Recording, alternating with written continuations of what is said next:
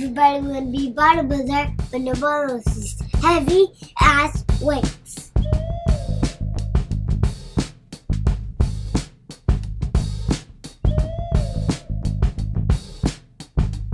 What's up, everybody? Welcome to episode 59 of Buckets of Duckets. I am your host, Chase Myers, in Seattle, Washington, and every week I talk to my best friend, hilarious comedian in Baton Rouge, Louisiana. Oh, Mandeville, Louisiana, excuse me. The one, Josh Watts. Good evening, shitheads. It's your boy, Johnny Fistfights, here to host episode number 59. That's 44 more than 15. At 15 years old was the first time I got in a fight to the death over a Swatch wristwatch at the Mall of Louisiana. I won because I'm still here 25 years later or so, and I still have the watch. I still get letters from the man I killed's family every day telling me how much they miss him, and I don't fucking care. Good shit, Josh. Guys listening on whatever podcast streaming platform that you are on, go ahead, rate, review, subscribe, tell a friend, 5-star review on Apple Podcasts and YouTube. People, subscribe, leave a comment, tell some people. We need 1,000 subscribers like right now. Right now! Get on that. Get on Right fucking now! that. I'm excited to announce that this week on the podcast, I went ahead, and the thing about my Zoom is that that I record on is that it's got this weird feature called Spooky Ghost Children, and I accidentally selected that last week, and I made sure that there will be no Spooky Ghost Children on this episode. It was a rough week for me and microphones, like that in general that week. Like, okay, so I do a podcast with Travis Nelson, comedian. Are your children being loud? Get those children together. I just said no ghost children. Now your children are speaking up. Now the live children think that meant they were invited. You guys just have to be really quiet, please, okay? So, rough week for me with microphones, just in general. So, on my podcast that I host with Travis Nelson, it's not really a podcast because he only puts it on YouTube. It's not really a podcast. I was about to be fucking furious. You were like, oh, my podcast with Travis, I plugged the mic in. You motherfucker, you got a podcast with him now, too? No, this is a story of bad microphone techniques. That's what I'm saying. This is all me. Apologies. Yeah, look, I'm about to dunk on myself. Could you let me do that right quick? Hey, how about you shut the fuck up on your show? How about that? How about you just sit there and listen? How about you get those fucking kids together and you let your boy tell a story, okay? You know what? The person with live children in his house shouldn't throw stones at a guy with ghost children in his house. Probably. Man. You get it. I don't know who wins in that scenario. I don't know if ghost children win or live children. I don't know who has a soul in those fights. Like it's not a tough mine. Go. Okay, well, we know that mine at least play double dutch. They like each other and stuff. So I don't know. So me and Josh talked for 25 minutes before we started recording. No problem. Not a peep. We just not a fucking not peep. A peep. We were just taunting this. So I called downstairs and told them that now you have to be quiet because we're about to start recording. They come up here and start talking right into the microphone. Yeah, that was your mistake. Okay. So I have a podcast that doesn't go on any podcast streaming platforms. You can't really listen to it just as a podcast because you got to watch a documentary at the exact same time. Because you know how you like to do one thing, we make you do two. Okay, that's what we do, and they're all on Travis Nelson Comedy, his YouTube channel. So go check them out. But anyway, so we did an episode the same week that I had an issue with the microphone here. And I guess I don't know what happened. I guess I just spent the whole time with the microphone in my mouth, because as it's going on, you just hear every breath and mouth noise that I'm making, and just all the little smacks and stuff is just real good. So I had Travis. So I had Travis send me an angry message about like, dude, what the fuck? What? All I can hear is you on here. I go, dude, I don't know. I don't think I did anything different than I've ever done with a microphone. And he was like, nah, dude, I can hear everything. So I was like, well, fine, whatever. Like, I can't fucking use a microphone. Like, yeah, I'm just a comedian in 10 years. Don't know what the fuck to do with a microphone. I'm going to do my other podcast where they appreciate me over there. And then I get over here and I select the wrong fucking button and I select the mics that come on the recorder. So I'm speaking into a microphone on our podcast last week that is not picking up a word that I'm saying. It's being picked up on the floor, which is why I sounded like I was in a whole nother room.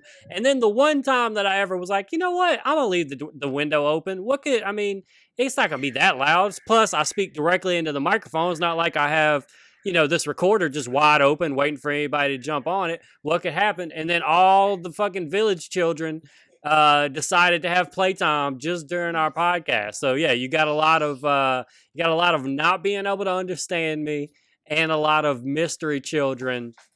Our boy Sonny Weathers, Sonny.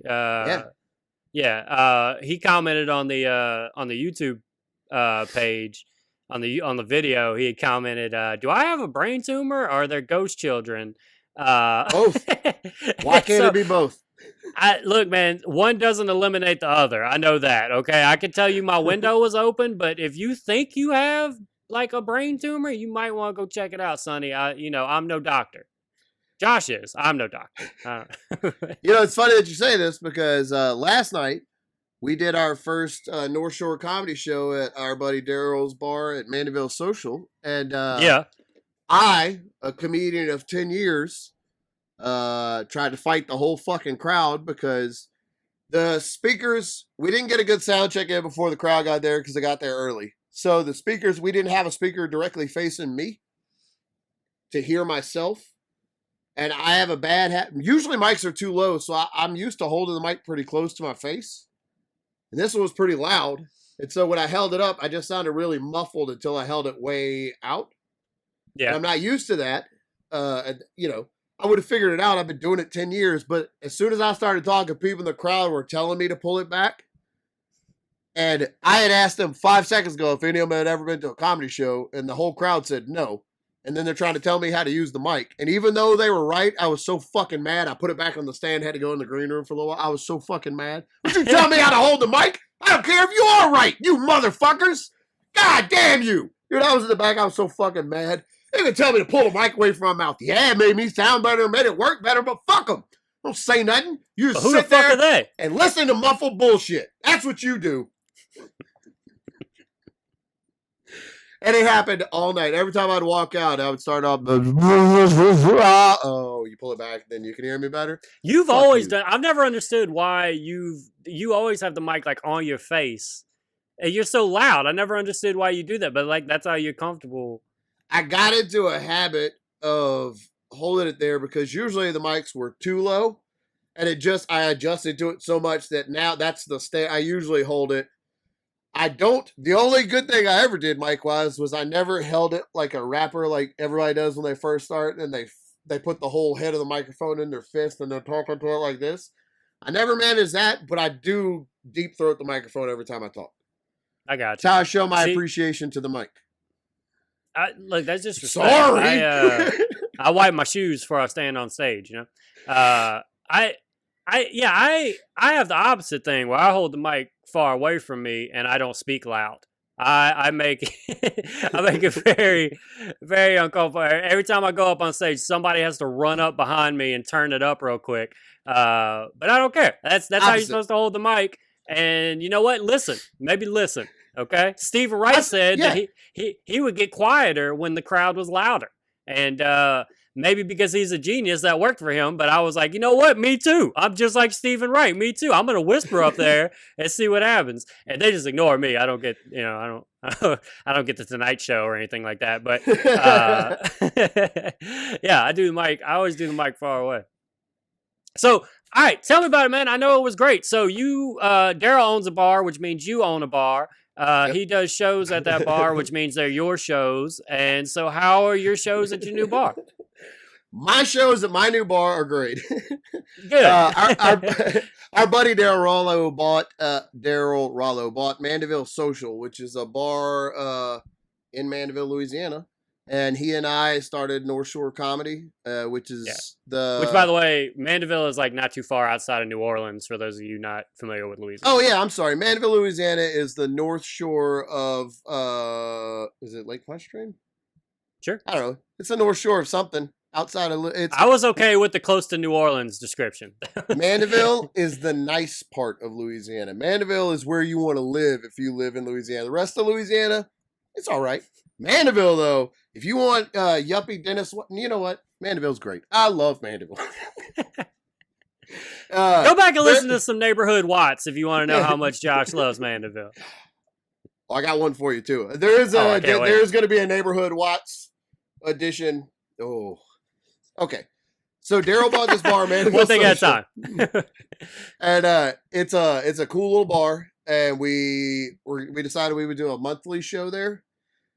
And last night was our first Northshore Comedy show, and it was a Saturday night here in Mandeville. And it was the show started at 8, and at 7:05 or 7:15, we had 100 or 200 people waiting outside the door for a show that didn't start for 45 minutes.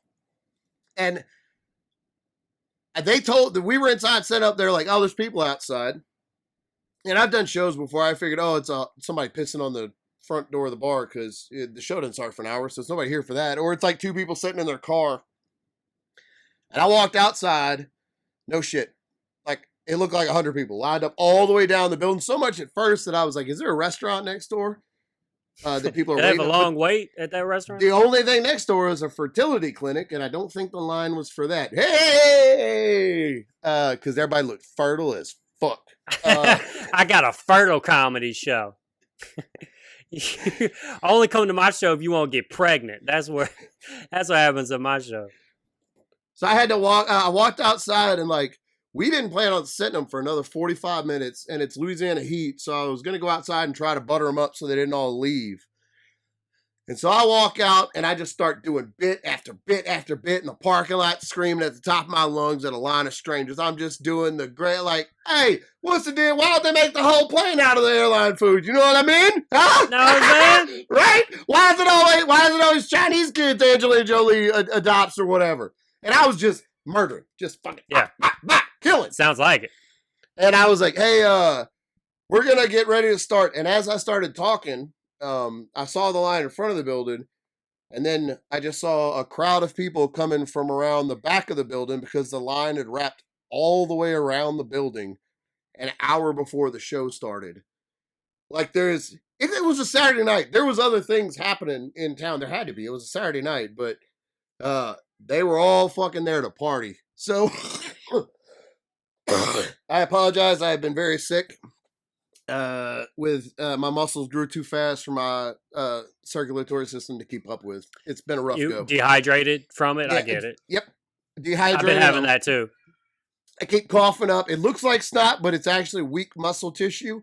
My body, as it advances and grows in strength, it ejects the weaker tissue out of it, but it just looks like I'm real snotty, but it's actually weak tissue coming out as I just grow stronger and stronger every day. Man, the human body is amazing, ain't it? Science is something. Like just the way it takes care of itself, you know? It's magic. I mean, even as a hulked up meat castle. I don't like to get into it, that. But boy, it sure does. How many people could fit in your new bar? Okay. I think 90 if they're all seated. I think the max was 200. Like full complete capacity was 200. We had to turn people away because we filled up. I mean, it was 30 minutes before the show, and we were turning people away. Is there any restrictions on you guys right now, or you can do full capacity? As far as I know, we could do full capacity. To be honest with you, I didn't even think about it. I mean, we're now at full capacity out here in Washington, and we've been behind you guys on pretty much everything. So I'm sure if we're doing full capacity, I can't imagine you guys aren't. I didn't even. I think if you guys heard that all of us in Seattle were having full shows, you guys would then immediately change your rules to make sure. Oh, we would start a second that- civil war. There would yeah, be oh another yeah, civil war. yeah. It'd be another civil war where y'all not wearing masks and us having to. And it's just Louisiana versus Washington. That's all. And then it it is. then it really would be about state rights. Political motherfuckers. That's right, motherfuckers. I don't know, man. I went from being fat older guy who doesn't want to die from a pandemic to comic who's excited that there's so many people that I didn't give a fuck. I was licking people in their face when they came in. I was just I get sticking it. my tongue in people's noses. It was beautiful. Yeah, that's gonna be fun, man. The sticking your tongue in your tongue in people's noses. That's gonna be a lot of fun. Yeah, they like it. Of course, how could they not?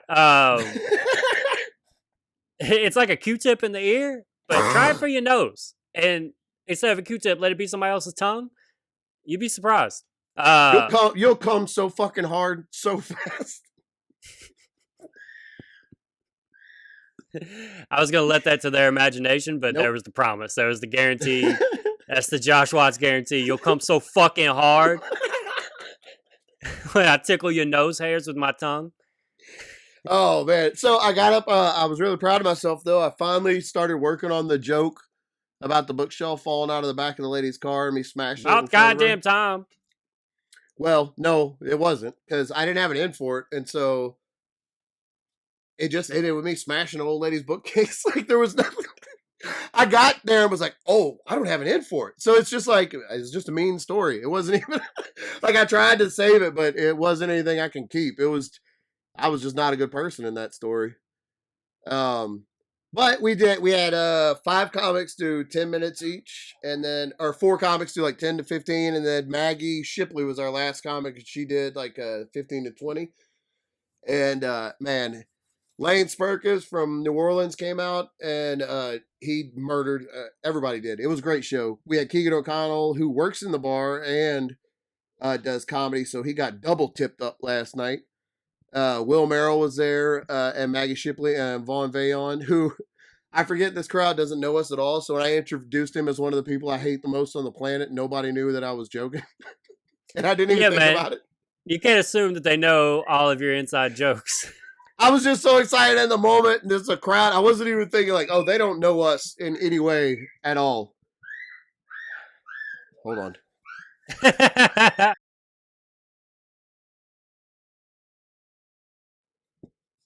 You were just saying who all was on the show, and Maggie closed it out, and old boy got tipped out twice.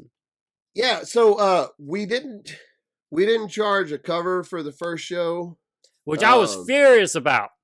You told me about it last week, and I chose not to say anything because I was like, okay, we'll give him a shot because it's first event, whatever.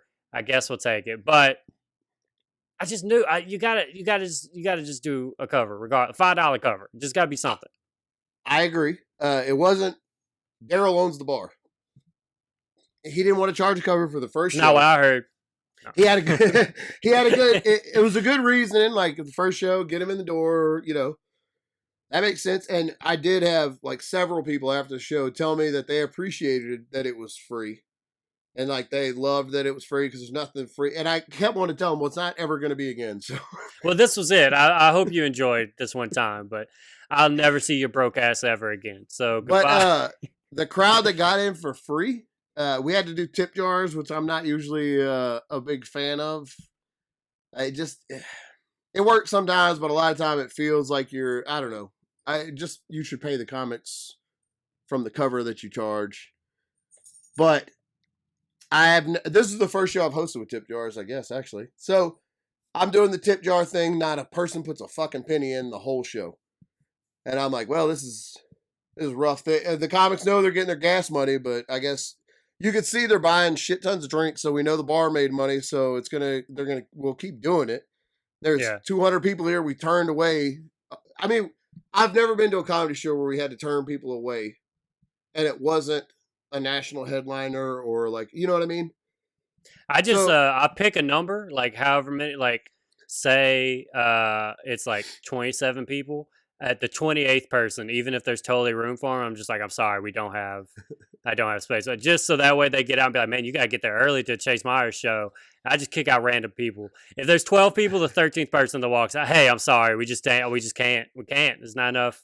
It's not enough. If it's a group of 14, only 12 of y'all get in. Sorry. Sorry. That's all we got. Sorry. Sorry.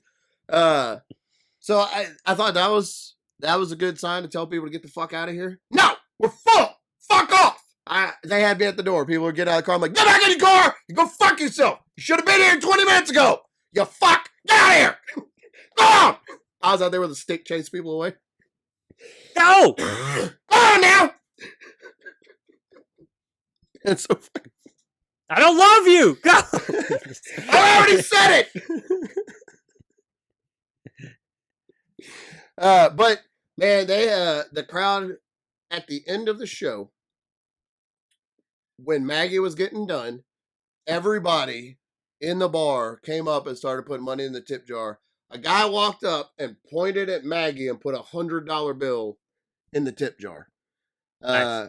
We made $500 in tips last night. We were able to pay, each comic made $120 for doing a 10-15 minute set last night, without charging a cover, which was fucking huge. So yeah, next time when we charge a $35 cover, it's just gonna be. I don't think it has to be much. I think it, just the $5 cover or something, just to make sure you got some type of guarantee. I mean, you can do 10 if you want, but I think a $5 cover would be fine. And, we can't really jump from 0 to 10, I don't think, without like something being. I mean, we can.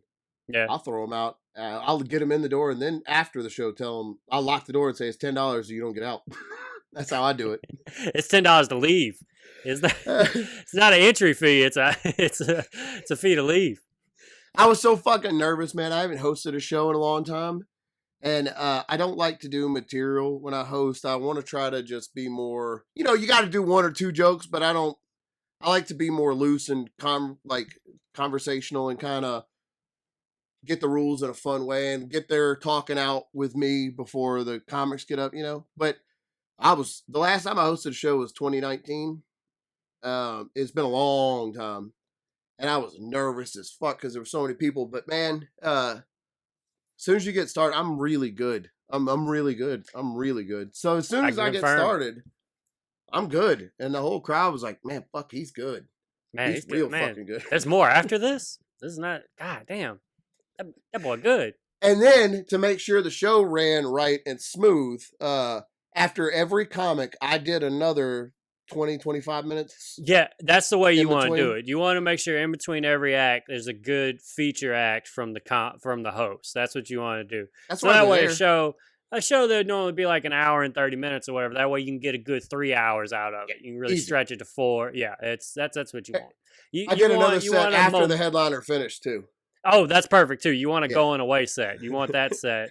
You don't ever end on what the headliner says. You get up and go, oh, and to add to that, y'all ever seen why they don't make the airplane out the airline food?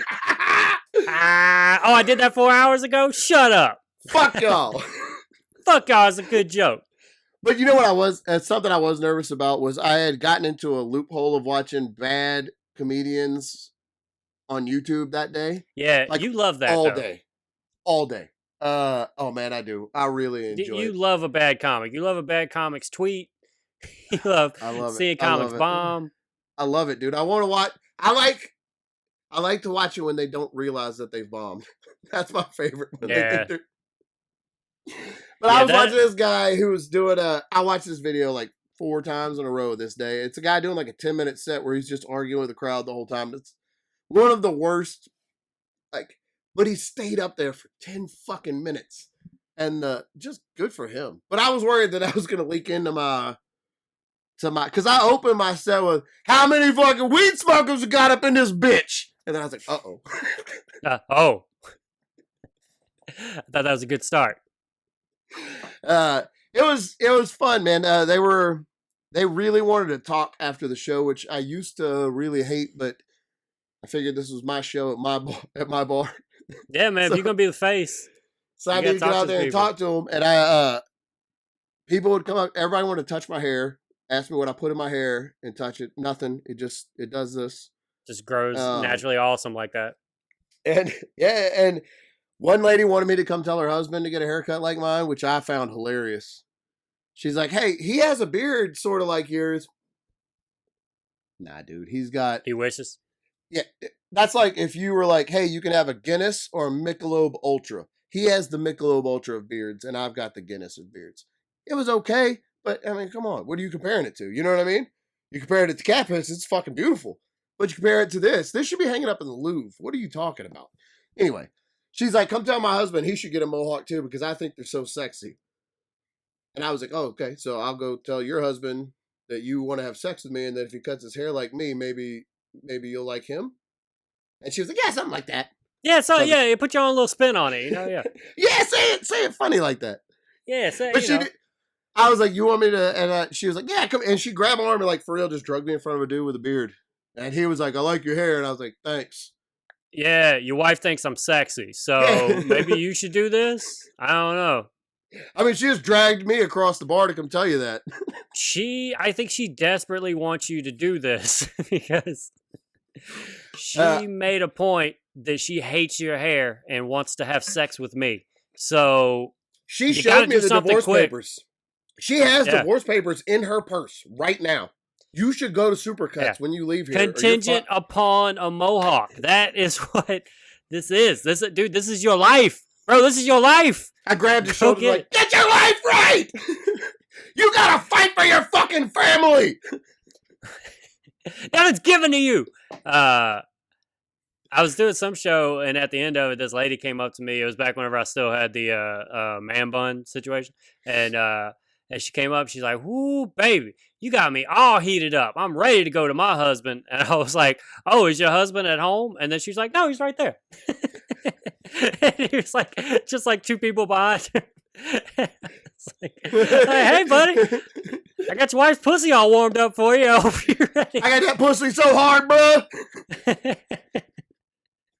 She told me about it. I'm not even guessing. She straight up told me. So we had a sound guy come and give me a card. He's like, "Hey, I was like, I had called up a comedian that was walking through the crowd. And he was like, "Hey, I do audio AV stuff. Here's my card. I don't want this to be awkward." And I was like, I didn't think anything about it at first. And then I was like, "Oh, are you saying we sound bad, you piece of shit?" Yeah. All right. Yeah. But he's like, "Look, man, if you're not going to stop eating the microphone, I need you to call me. I'm not. Ever. Ever. Ever. It's my thing." It's such a hard, I mean, 10 minutes in between the comics and I would forget because it's just so natural to, I don't fucking know. So natural. And it's without a speaker pointing back at me, I couldn't tell. But dude, they got the audio all through the building. Like it's in the bathroom. It's wired everywhere. And a lady, when I started, she waited till the comics were going in between. And when I came up, she got up and ran, like was going to the bathroom. Not ran. She's like, "I got to shit so bad." And she just took off. She was holding her butt.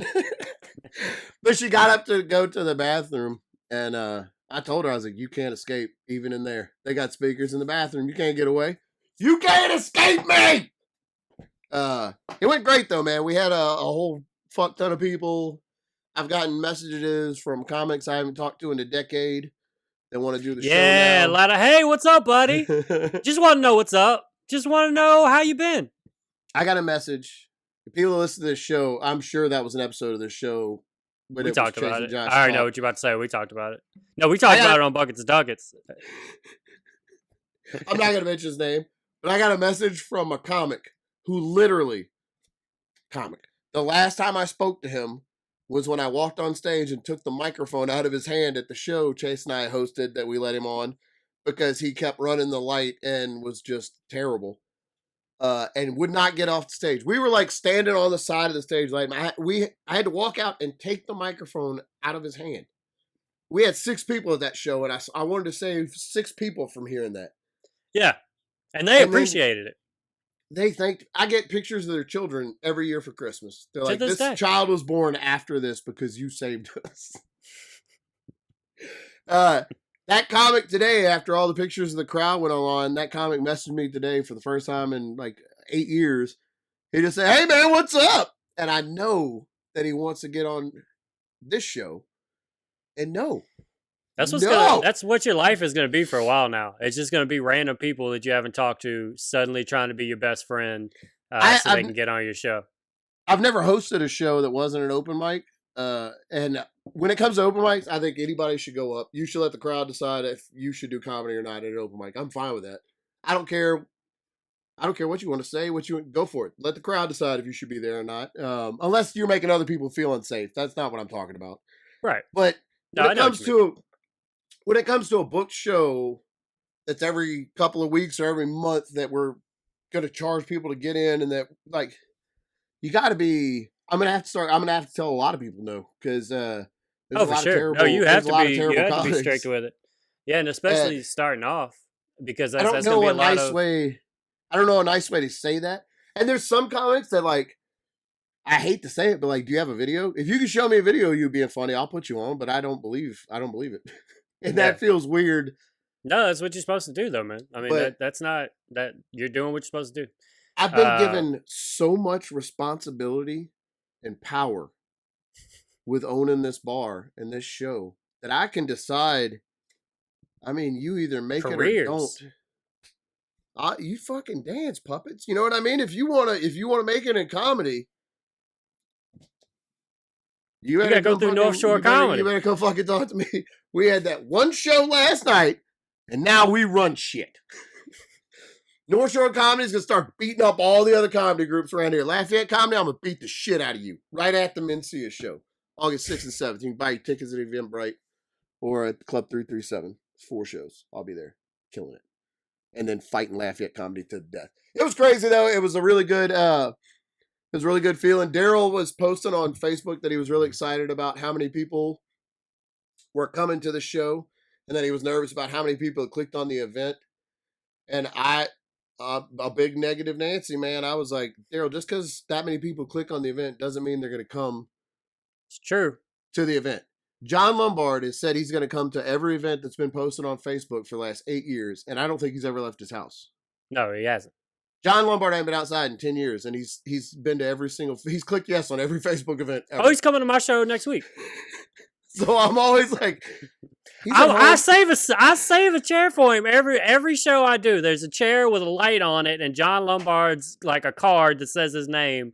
And I just every time I go out before I go, is he here? Is he here? And they go, no, Chase, your friend John Lombard that does that one joke about Topanga that you love so much. He's not here. And then I was gonna tell you, I wipe my tears away, and then I go back out and I do the same thing every show. It's the saddest thing.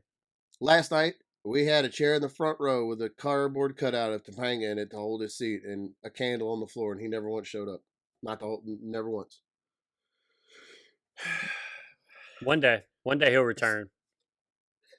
I had to. So I was being a big negative Nancy, and I kept I don't know why I keep saying negative Nancy. I don't know. It fits. Whatever. People know. So I was like, Daryl, they're not that many people aren't going to come. There's no way, man. There's no way. And then that many people. Daryl, nobody likes you. That's not good. Daryl, everybody hates us, and nobody's coming to this show. I've been saying a whole bunch of right-wing stuff on the Northshore Comedy page. They're not coming. They're not coming. Listen to Negative Nancy, okay? And then they did come. So it was a lot of fun to have that many people show up and listen to comedy. I was happy to be hosting it, but when there's a crowd that big, I also want to do a set. So that kind of, I got to get used to that. Because like you'll be on every show, so people would come up to me to tell me that we had a great show, and I'd be like, "Oh, thanks." So I'm a stay-at-home dad, right? I got a 3-year-old and a 5-year-old. I would just start shooting into bits as conversation. I think people really digged it. Yeah. I always love it when a comic forces his material on me in real life. It's one of my favorite things. I remember this comic. I've had this happen a couple times, but the most recent, the dude that shit himself, I'll still protect his name. But one time, we're just having a conversation. You lose their protection once you shit yourself. You lose the anonymity. I've still been protecting him. I've still been protecting. But there's a comic out here in Seattle that shits himself. So If you're curious enough, you can figure it out. I'm sure you can figure it out. Seattle Shitty Pants. That's his Twitter handle. That's it. It's his comedy group. Honestly, it's a good group. Me and him were having a conversation one day, and it's just I don't realize that he's trying out bits with me. I thought we were just having a conversation, and he like asked me about something. I don't even remember what it was about, but we just talked back and forth. And he goes up on stage and then like has our conversation as a bit. And I never felt more used in my life. Like when he came off stage, I was like, listen here, you shitty pants motherfucker.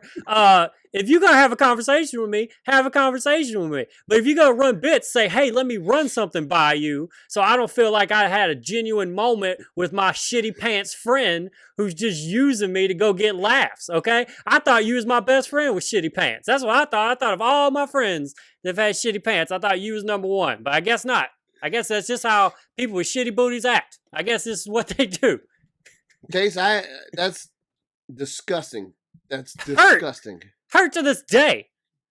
I'm gonna shit in his pants if I find out who he is. Dude, I can't wait to fucking see his pants again. I'm shitting right in them. I thought I was gonna die. I have a show with him coming up, and I was about to say it, but I was like, oh no, that's gonna give away who he is. Y'all listen real close to when Chase plugs shows at the end of this. Y'all might be to the. We're recording this on. We're recording this on Sunday night now. Is it Sunday? Yeah, it's Sunday. Yep. I thought I was gonna die this week. I was like 95% sure I had COVID. I haven't been to the gym this week. I woke up and I could not breathe. My nose was like a brick. And I'll tell you right now, I will not lose my temper quicker with anything in the world than if I can't breathe out of my nose. I don't know why. I can't fucking take it. It drives me. That seems sensible, yeah. No, it's not sensible at all. Okay. The level of mad I get is not, I'm punching air. It's fucking, I get so goddamn mad. Breathe! Oh, man. And then I just keep blowing my nose and like trying to make my brain force myself to breathe. And that only inflames it and swells it up so that I can't breathe. So then I went and I bought this nose spray to help me breathe. And then when I could breathe, I was like, oh, fuck yeah, I can finally breathe. And then I was making a Nutella and peanut butter sandwich for the children. And there was some Nutella left on the spoon. I'm not an idiot. I'm not going to waste it. I popped the spoon in my mouth, threw it in the sink, and then realized I didn't taste anything. Ooh. And I was like, that's not good. Instantly, I'm like, I got COVID and I'm about to die. So then I just started eating stuff to see if I could taste it. I couldn't taste shit. Gained 35 pounds.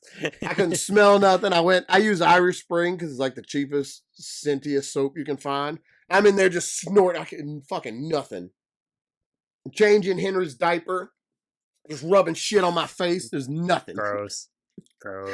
And I start freaking out. Like I'm actually like really worried about it because maybe I've lost my sense of taste and smell before from being sick, but if I did, it was before COVID when like COVID that wasn't something that would freak you out. Yeah. That wasn't something that was going to kill you. It just meant your nose was stopped up.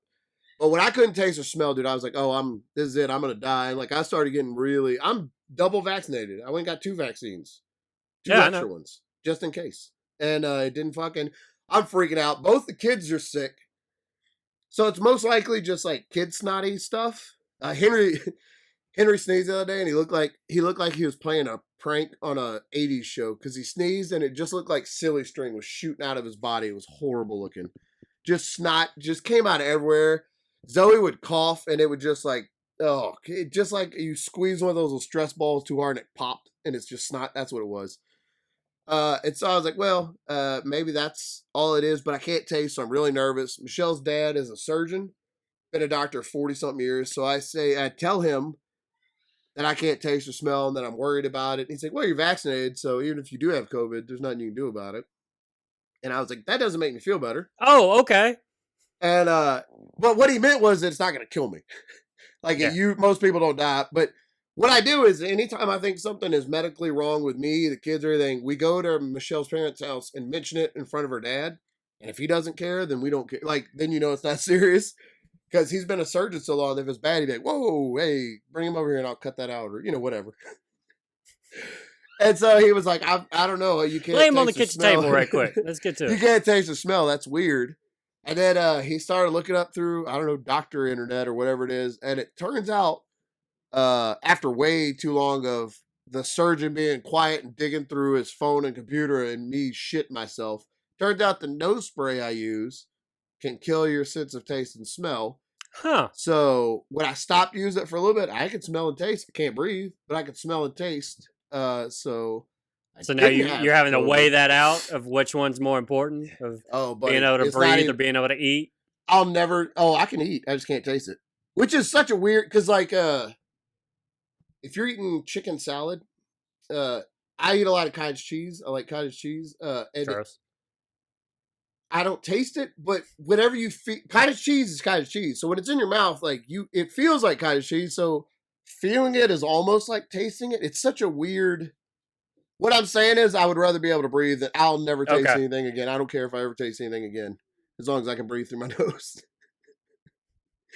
Yeah, I'll die so that I could taste stuff. I think that's where I'm on the other side. Nope. Nah, dude. I need to be able to taste American Dream, Ben and Jerry's. Or I'd rather fucking die, to be honest with you, I think. Nah.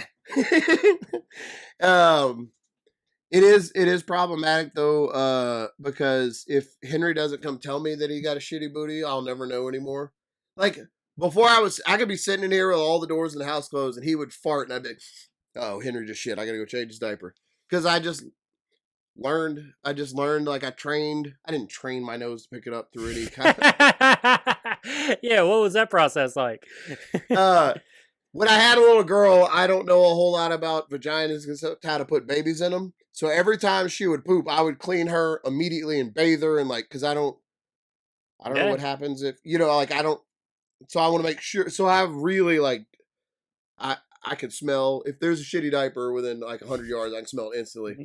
Man, what a horrible superpower! But it's gotten good. It's the worst superpower of all time. I've gotten lucky though, because Henry's new word. Somebody change that baby. It's a dirty baby around here. I started ripping my shirt open into a superhero suit with a diaper on it. Henry started saying his new words this week are dirty butt. So, like, out of necessity, he could be on the podcast then. That's mostly what we say. Yeah, old dirty booty. Oh, man. But I felt like shit this week. So we're recording, I still feel bad, but we're recording on Sunday night. I already said that. Yeah. I just wanted to brag about how good the show went last night. That's what I wanted to hear, man. I wanted to hear these successes, man. I was hella proud of you guys. I was pulling for you from way over here. I was checking everything. So last night I did a show. So if you guys remember from last week's episode, if you stuck it through all the horrible mic stuff, which I'm sorry, and all the children and everything, I told a story about how I didn't like my show I did, and so I couldn't control myself. I just pouted and fucking was a big baby about it all night. And what sucks right now is that our calendars aren't full like that. Like our schedule's not that full. So I just had to sit with that shit for a week. I just had to sit with that stanky fucking, you ain't no good at comedy. You can't transition. What was even that tag? Everybody's laughing at you, but not for why you said. Like I had all of that going on where I was just like, I bet that whole bar just spent all week being like, man, that was a great show. Except for that middle dude. That middle dude fucking ruined my week. I'd say that. He was mediocre. He was mediocre at best, I'd say. And so I had a show last night, which was, I had no idea. So I did this show 2 years ago, and I opened for this guy that's like a guitar guy, and I actually respect the dude. His name's Michael Glassmeyer. And basically, he'll just do like, all right, everybody throw up suggestions. He'll write it on like a Dimitri Martin pad, and he'll write up there, and then he'll kind of look at it, and then he'll just make a song up on the spot. And it's pretty amazing, right? So he's kind of like a genius with guitar, but he's kind of a dummy in real life. And you can't have both. You just can't be both. And so I did that with him 2 years ago. Him and Travis are buddies. He hits up Travis and was like, hey, do you want to do this show? And Travis was like, yeah. And he was like, I'm going to have Chase come and open for me. Travis just tells me, hey, I got you opening for me at this like park And I was like, oh, okay, cool. I didn't know the name of it or anything. And then like a week before, the guy that like runs it all was like, hey, is this the same chase that we had like 2 years ago? And they're like, yeah. And it was like, oh, okay, cool. So I'm like, yeah, I'm like the common thread of these shows is it's like I come out and open for people. But whenever I did it the first time, it's a private park where people like have campers and like their houses and stuff like that. And there's a lot of camping out in this area in the Pacific Northwest. And but when I did it the first time, I did it in like one of their clubhouses, which is just like a regular like kind of conference room type, like fellowship hall type place or whatever. And bitch made basement.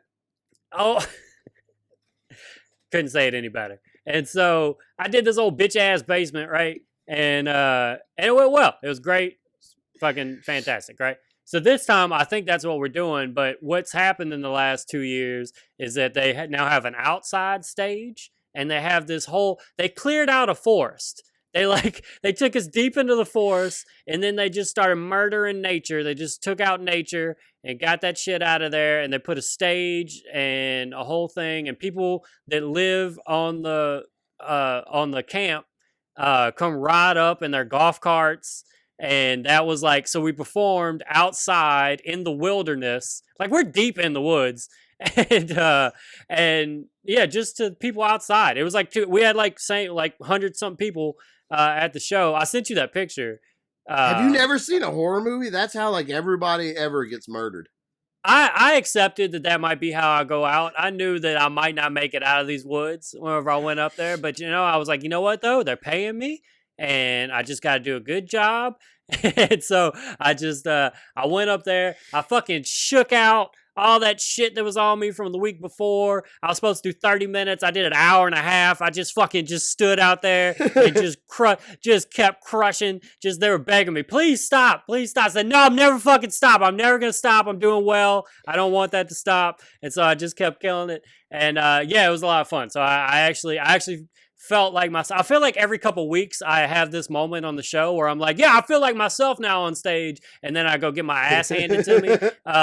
But we're back on the I feel good on stage part. Okay, until I'm back doing 3 and 4 shows a week at least. I guess this is just how my life is going to be. It's just going to be living or dying with these 1 or 2 shows that I'm doing a week. But yeah, it was great. Travis went up. Travis headlined it. He had a fucking killer set. Yeah, it was just good. It was good. I made fun of them all for living in the woods, which was nice.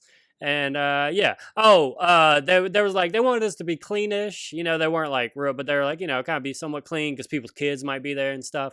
And while I was up on stage, the kids doing there?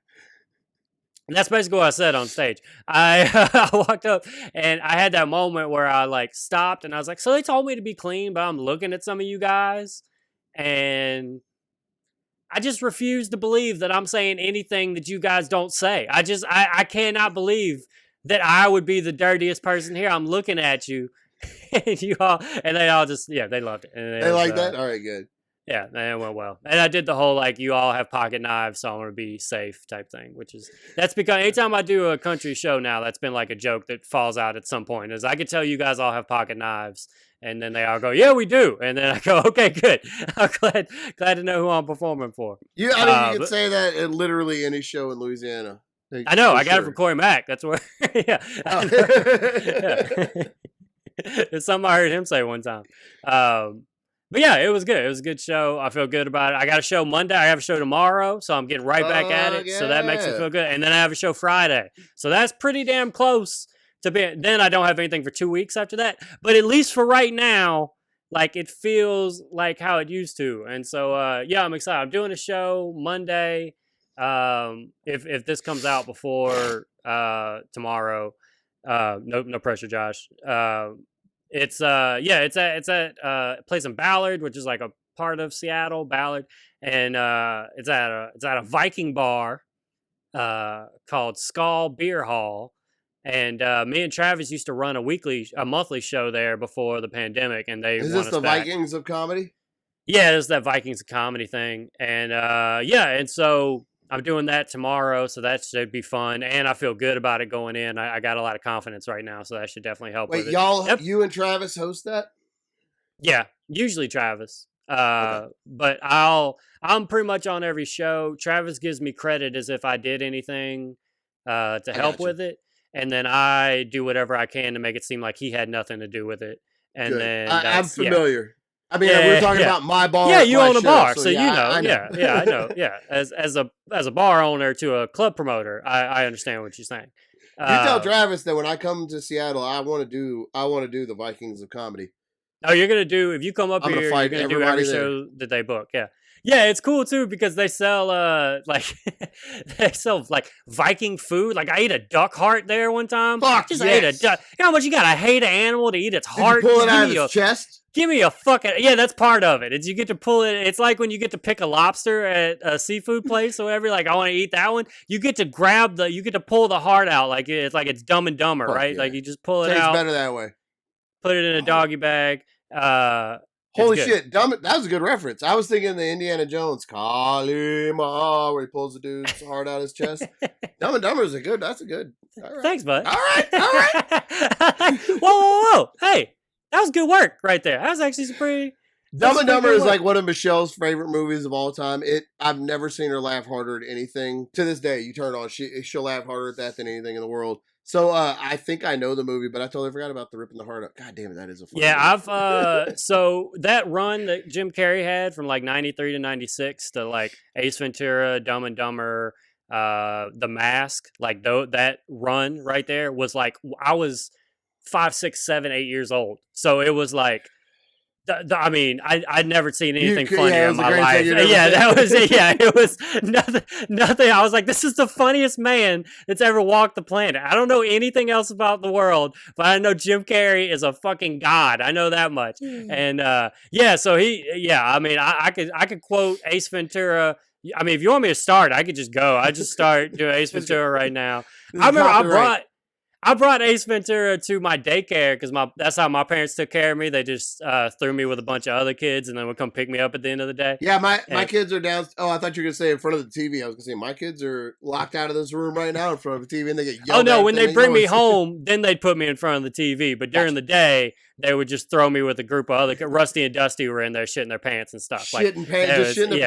Yeah, just shitting their pants trying to be my friend. And so...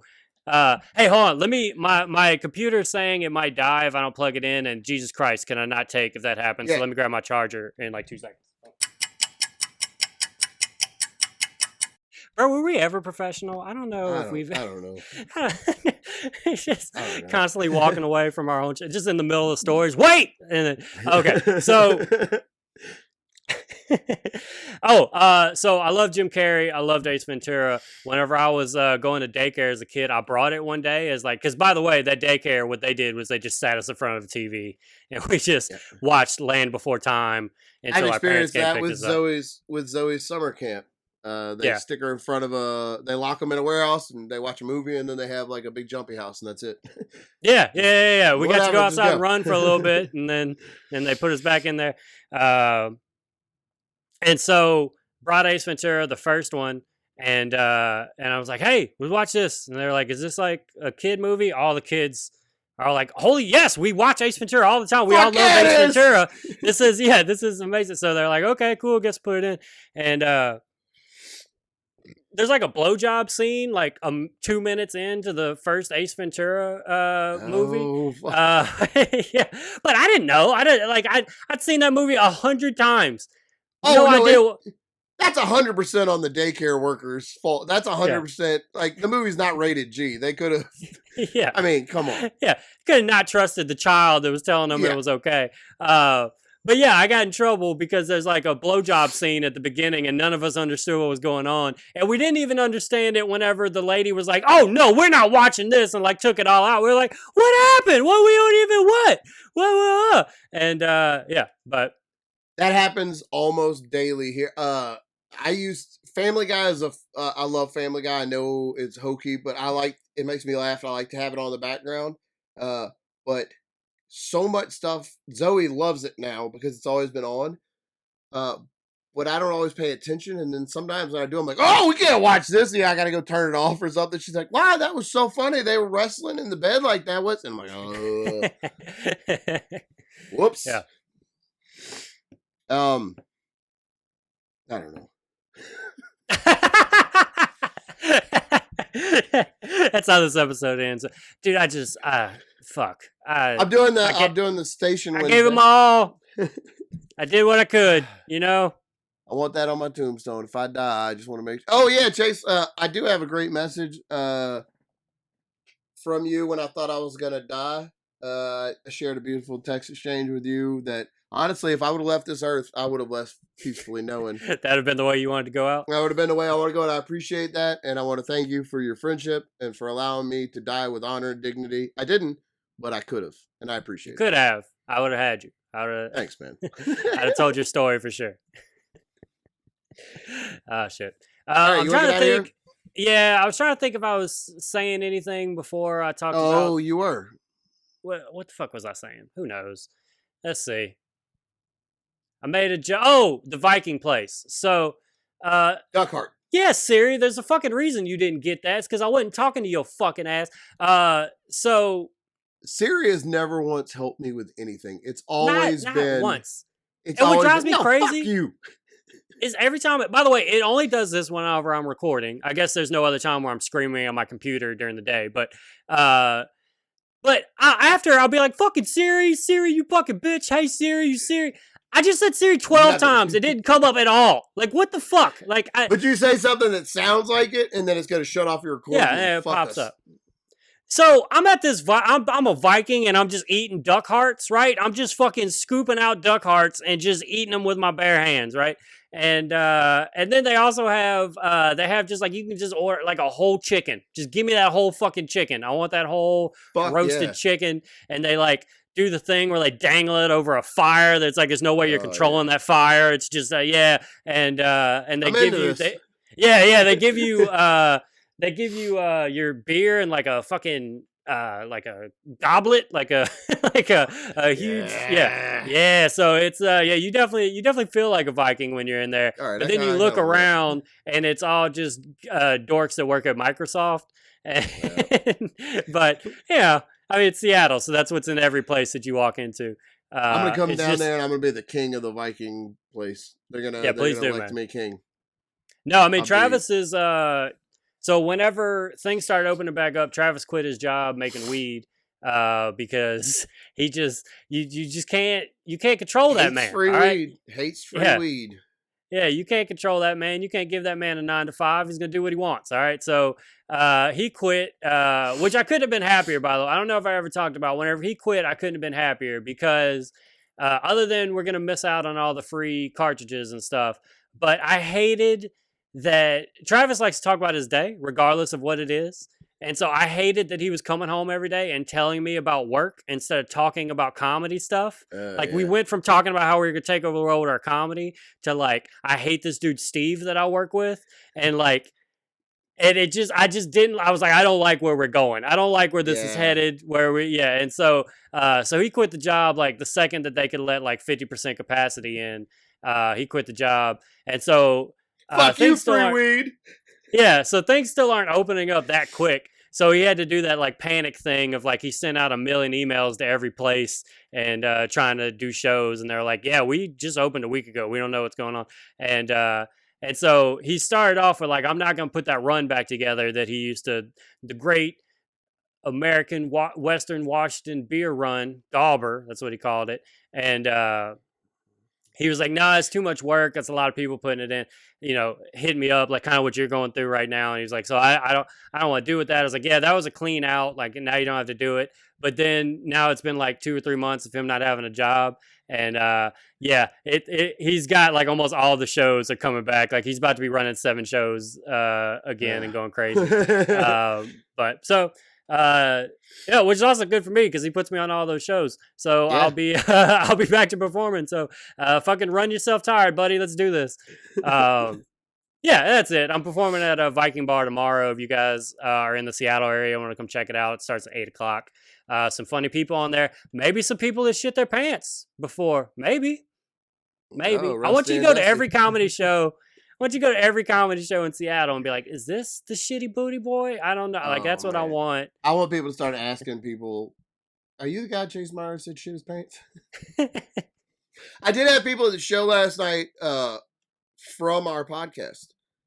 That's amazing. A couple of people came up to me to tell me that they heard about it from the podcast and not from, and it was people that I don't know. So I thought that was really cool. I still don't know them. They tried to tell me their name, and I was like, no. You're a fan, not a friend. Don't cross that line, okay? Oh my God, my kids are screaming downstairs, and the dog just howled. So like, there's probably blood.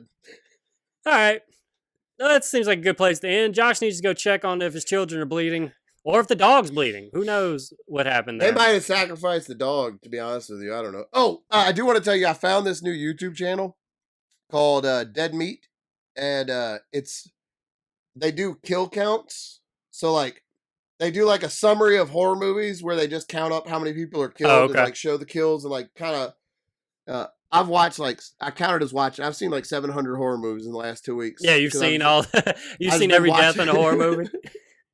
And Michelle, like, come to talk to me or tell me something, and I'm sitting with a laptop. It's just people getting murdered after murder after murder after murder after murder in like 30-second spans. And she's talking to me. I'm drinking a juice box. I'm like, what? Nah, this is cool. It's a fun channel though.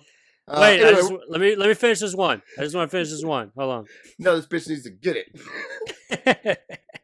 Let me see this nagging wife getting murked, and then I'll listen to you. But anyway, I was thinking Buckets of Duckets. We're gonna start doing something like that. So okay, cool. Something gory. We need to get into gore. Yeah, we're gonna start doing watch-alongs, but for fights. My fights, not real fights. I'm just gonna I'm gonna get a GoPro and strap to my chest to go fight people. Oh, speaking of fighting people, how about Conor McGregor's bitch ass ankles? That motherfucker can't even walk. That motherfucker can't even fight one round while his ankle giving up on him. So. The funniest part of that whole thing was his Dustin Poirier's wife flipping Conor off, flipping him off, laying on down with his broken foot. That's Lafayette, baby. So 2 years ago, maybe even longer, I started calling Conor McGregor out, telling him he's a bitch, because my whole thing was one day I'm gonna be famous. He's gonna be at the tail end of his career, and we can have a fucking pay-per-view, and he can beat my ass, and I can buy a yacht, right? And then the fucking Paul brothers started doing that in like real life, and then like kind of stole my bit, and so I had to leave it alone. But Conor is still like on that mode. Like he's doing that mode of trying to just get the pay-per-view, like the big money fight. By just being a fucking loud asshole. And so him breaking his foot, all that did was just set up him being like, oh good, I got all this money that I can put on it, and because my foot broke, I can start talking shit again, and we can fight again, and you can give me more money for it. So I'm very mad at him because he's so good at making money despite the fact that he can't seem to fight anymore or walk on his foot. All right, let's wrap this up. I didn't see what happened, but I did see how gross it looked. I hadn't seen it was he just stepped on it weird, or yeah, it looked like he stepped back. I didn't order the fight. I was performing in the woods. So, yeah. All right, bucketsduckets.com. Every Monday we do this 5-star review on Apple. Josh, go take care of them babies. All right, bye America. Bye.